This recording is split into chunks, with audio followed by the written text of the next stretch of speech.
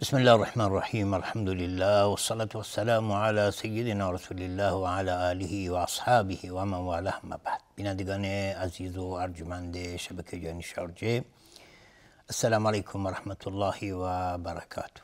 با برنامه حقیقت جن در خدمت شما عزیزان هستیم و موضوع برنامه امروز در مورد آیا جنیان هم مثل انسیان مکلف هستند یا مکلف نیستند.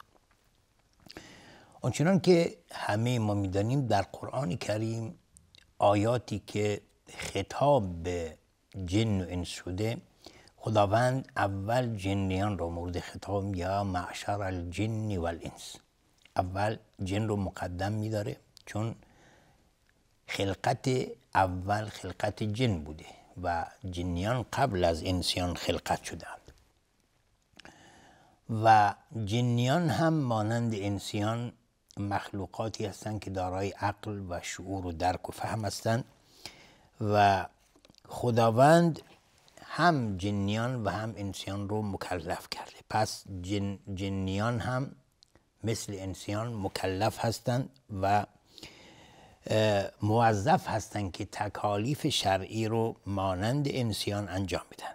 والا این به دلیل آیاتی است از قرآن کریم که خداوند جنیان رو مورد خطاب قرار داده. اولین آیه در سوره انعام هست، آیه 130 که خداوند اونها رو مورد خطاب قرار میدیم. یا معشر الجن والانس الم یأتکم رسل منکم یقصون علیکم آیاتی و ینذرونکم لقاء یومکم هذا قالوا شهدنا على انفسنا وغرتهم الحیاة الدنیا و شهدوا على انفسهم انهم كانوا کافرین. پس خداوند میفرماند که ای معشر جن و انس، آیا فرستادگانی از جانب ما برای شما نیومدند، به طرف شما نیومدند که برای شما بازگو بکنند آیات ما و به شما انذار بدهند که در فردای قیامت ملاقاتی خواهد بود و قیامتی برپا خواهد شد؟ آیا شما را از اون روز نترساندند و انذار ندادند؟ قالوا شهدنا علی انفسنا، اونها اعتراف میکنن که بله ما شاهد و گواه هستیم بر این مسئله که از جانب پروردگار برای ما فرستادگانی فرستاده شده که ما را دعوت به توحید و یکتاپرستی کردند. ولی خب و غرتهم الحیاة الدنیا، اما زندگی دنیا اونها رو فریفته و اونها گواهی دادن که بر خودشون شاهد بودن و شهادت دادن که کافر گشتن و کافر موندند.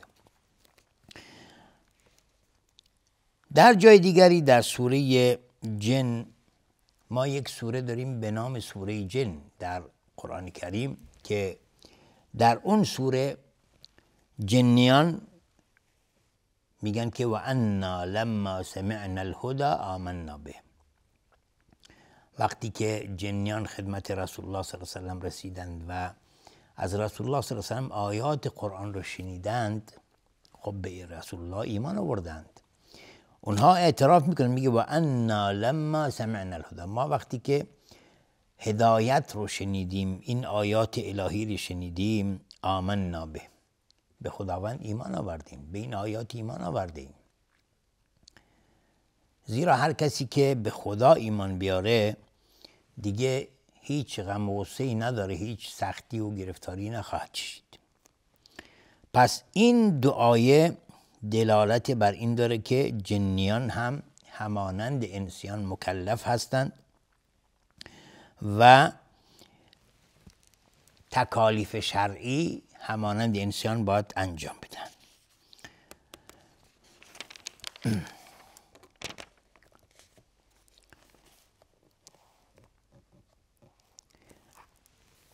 و اون چه که مسلم هست رسول خدا صلی الله علیه وسلم فرستاده شده به سوی انس و جن و این یکی از ویژگی های رسول خدا صلی الله علیه وسلم هست که فرستاده شده برای ثقلین، یعنی انس و جن. اما پیامبران دیگر مثلا فرستاده می شدن برای قوم خودشون به یک زبان، ولی رسول الله صلی الله علیه وسلم برای تمام بشریت و تمام به حساب انس و جن و رسالت رسول خدا صلی الله علیه وسلم جهانی است. هم انسیان رو در بر میگیره، تمام انسان ها با تمام به حساب اختلافات قومی، اختلافاتی که به حساب زبانی همه و همه مکلف هستند و همچنین جنیان.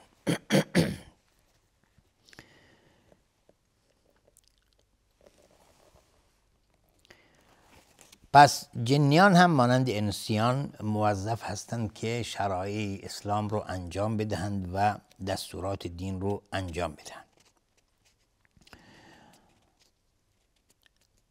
پس چنان که مشخص هست، حالا اگر کسی از جنیان تابع دستورات رسول الله صلی الله علیه وسلم بشه و تابع دستورات الهی بشه وارد بهشت میشه، کسی نافرمانی بکنه از اونها وارد جهنم خواهد شد. و ما در قرآن کریم باز در سوره جن از زبان خود جنیان میگن که و انا منا المسلمون و منا القاسطون فمن اسلم فاولئک تحروا رشدا و اما القاسطون فكانوا لجهنم حطبا. جنیان میگن که از ما جنیان هم جنهای مسلمان هستند و هم جنهای غیر مسلمان. حالا هر کس از ما تابع اسلام بشه، مسلمان بشه، فمن اسلم فاولئک تحروا رشدا. هر کسی که اسلام بیاره و دین اسلام رو بپذیره در حقیقت هدایت شده و به راه رشد و استقامت و پایداری و راستی رسیده.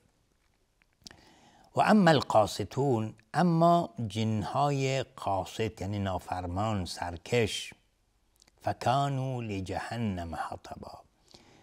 جنهای نافرمان فردای قیامت هیزم جهنم خواهند شد.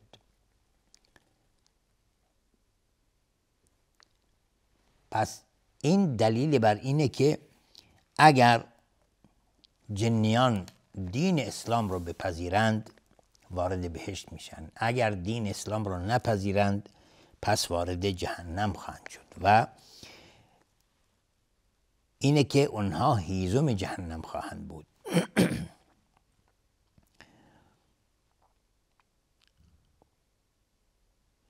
و دلیل این که حالا این آیه هست که اونها در آتش خواهند بود یا در جهنم خواهند بود، همچنین آیه دیگری باز هست که دلیل بر اینه که جنیان نافرمان و جنیان کافر معذب میشن در آتش جهنم. خداوند در سوره اعراف آیه 38 میفرماند که قال ادخلوا فی امم قد خلت من قبلكم من الجن والانس فی النار.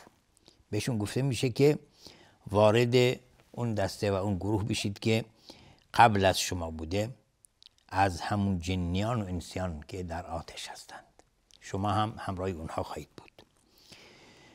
و در آیه دیگر در سوره اعراف باز آیه 179 خداوند میفرماند که ولقد ذرأنا لجهنم كثيرا من الجن والانس. ولقد ذرأنا لجهنم كثيرا من الجن والانس، میگه ما آفریدیم برای جهنم بسیاری از جنیان و انسیان رو، یعنی مکان و جایگاه اونها چیه؟ جهنم هست. در جای دیگری باز خداوند میفرمایند که در سوره سجده هست آیه 13 میفرمند لأملأن جهنم من الجنة والناس اجمعین. لأملأن جهنم من الجنة والناس اجمعین. میگه خداوند میفرمند که من جهنم رو از جنیان و انسیان نافرمان پر خواهم کرد، از همشون، از هر دو گروه، گروه جنیان نافرمان و انسیان نافرمان، اونهایی که کافر هستند و نافرمانی میکنند و از دستورات الهی سرپیچی میکنند. پس این دلیل بر اینه که جنیان کافر و جنیان مخالف دستورات دین در جهنم خواهند بود. و دلیل بر این که باز جنیان وارد بهشت میشند، آیه قبلا من اشاره کردم که و انا منا المسلمون و منا القاسطون فمن اسلم فاولئک تحروا رشدا. این آیه که صریح‌تر هست ولمن خاف مقام ربه جنتان فبأی آلاء ربکما تکذبان. میگه کسی که از مقام الهی ترس و واهمه داشته باشه، از خداوند بترسه، پس خداوند دو بهشت رو به او تقدیم میکنه. پس پس به کدام یک از نعمتهای پروردگارتون کفر میورزید و تکذیب میکنید؟ و معلومه که اینجا خطاب هم به انسیان هست و هم به جنیان، زیرا در اول آیه هم خطاب هست که به جنیان و انسیان، که اونجا خداوند فرمودند که یا معشر الجن والانس ان استطعتم ان تنفذوا من اقطار السماوات والارض فانفذوا لا تنفذون الا بسلطان. پس اینجا دلالت بر این داره که انس و جن، مؤمنان اونها وارد بهشت میشند و کافران و نافرمایان اونها وارد جهنم میشند. اما در مورد عقاید جنیان، یعنی آیا جنیان هم مثل انسان ها عقاید مختلفی دارند، ادیان مختلفی دارند یا ندارند؟ اون چی که مسلم هست و باید ما بدونیم اینه که جن هم مثل انسان تماما مثل هم هستند در عقاید، در دیانت، و همه مثل هم دیگر هستند. اون چه که در بین انسان ها وجود داره از عقاید و اقوام مختلف، در میان جنیان هم وجود داره. مثلا جن مسلمان هست، جن مسیحی است، جن یهودی است، جن بوذایی است، بودایی، جن مثلا هندوسی است، و جنهایی هستند که اهل سنت هستند، جنهایی هستند که تشیع هستند، جنهایی هستند که اهل بدعت هستند، و جنهایی هستند که به حساب اقوام مختلف دارند یا ادیان مختلفی دارند و طایفه های مختلفی دارند. و افرادی هستند یا جنهایی هستند که هم به حساب فرمان بردار هستند و هم عصیانگر هستند، مسلمان هستند، کافر هستند، جنهای متقی هستند، جنهای فاجر هستند. پس همه وجود داره در بین اونها و انسان نباید خیال بکنه که وقتی ما بگیم جن دیگه درسته موجودی است که ما اونها رو نمیبینیم و از دید ما پنهان هستند و خلقت اونها طوری است که ما نمیتونیم اونها رو ببینیم و خداوند هم در قرآن کریم ذکر کرده که انکم لا ترونهم، یعنی شما نمیتونید اونها رو ببینید، انه یراکم هو قبیله من حیث لا ترونهم. شیاطین و اعوانش اونها شما رو میبینند ولی شما نمیتونید اونها رو ببینید. و در قرآن کریم باز در سوره جن میگه و انا منا الصالحون و منا دون ذلك كنا طرائق قددا. جنیان خودشون این به حساب سوره جن هست، میگه که و انا منا الصالحون، از میان ما جنیان افرادی صالح و افرادی نیکوکار هستند، و منا دون ذلك، و از میان ما باز افرادی هستند که اینگونه نیستند. کنا طرائق قددا، ما به حساب گروه های مختلف هستیم، عقاید مختلفی داریم، روش های مختلفی داریم و پس عقاید ما با همدیگر متفاوت هست، مؤمن هست، کافر هست و انواع مختلف. حالا موضوع بعد در مورد اینه که آیا حالا جنیان ما میگیم مکلف هستند و جنیان مسلمان داریم، آیا از میان جنیان هم پیامبرانی برگزیده شدند و برای اونها فرستاده شده یا نه؟ اونچنان که همه ما میدونیم، ما گفتیم که جنیان مکلف هستند و حالا کسی که مکلف هست باید حتما تبلیغ به او برسه، وحی به او برسه تا حجت بر آنها به حساب اقامه بشه. حالا آیا فرستادگانی از جانب خداوند برای جنیان فرستاده شده، از خود جنیان اونچنان که از بشر فرستادگانی خداوند فرستاده، یا اینکه نه فقط پیامبرانی که خداوند برای بشر فرستاده شده برای جنیان هم بوده؟ در قرآن کریم در سوره انعام خداوند میفرماند که یا معشر الجن والانس الم یأتکم رسل منکم. در این آیه اونچنان که از لفظ آیه پیداست دلالت بر این میده که خداوند جنیان و انسان رو مخاطب قرار داده که آیا از میان شما فرستادگانی برای شما فرستاده نشده؟ و این دلالت بر این میده که خداوند پیامبرانی رو برای اونها ارسال کرده، ولی تصریح به این نشده که حالا این فرستادگان